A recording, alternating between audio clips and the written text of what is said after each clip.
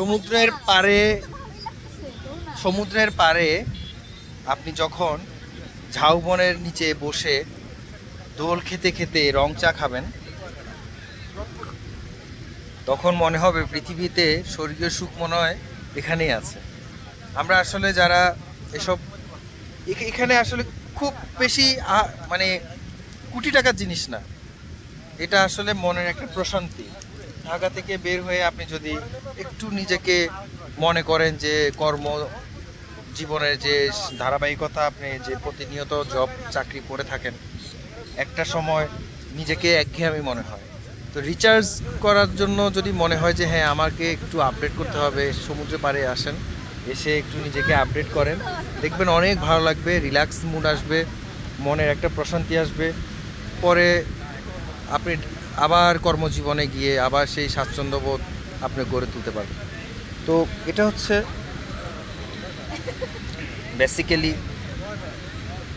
স্বর্গীয় সুখ।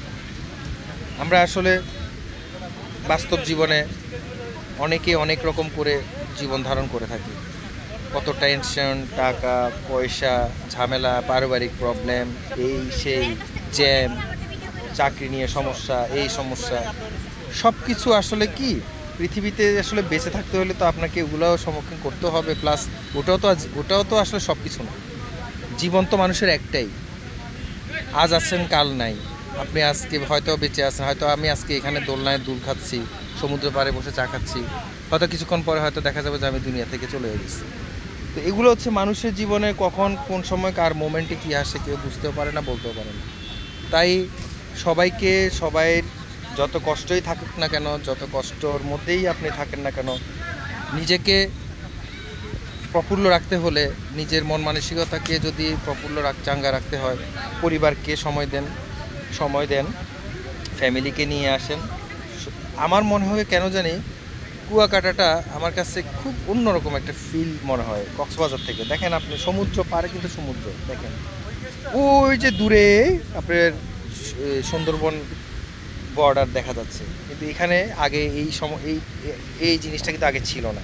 এখন এই যে দোলনা বলেন, চা দোকান বলেন, সব কিছু কিন্তু এখানে এটা কেন্দ্রিক হয়ে গেছে। তো যার যার মতো করে আনন্দ করতেছে, এটা হচ্ছে। ঠিক আছে, ভালো থাকবেন, সুস্থ থাকবেন, আল্লাহ হাফেজ।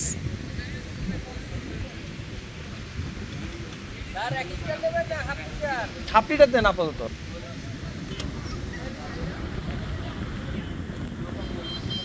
ঠান্ডা আছে, একটু ঠান্ডা হইলে ভালো হতো না?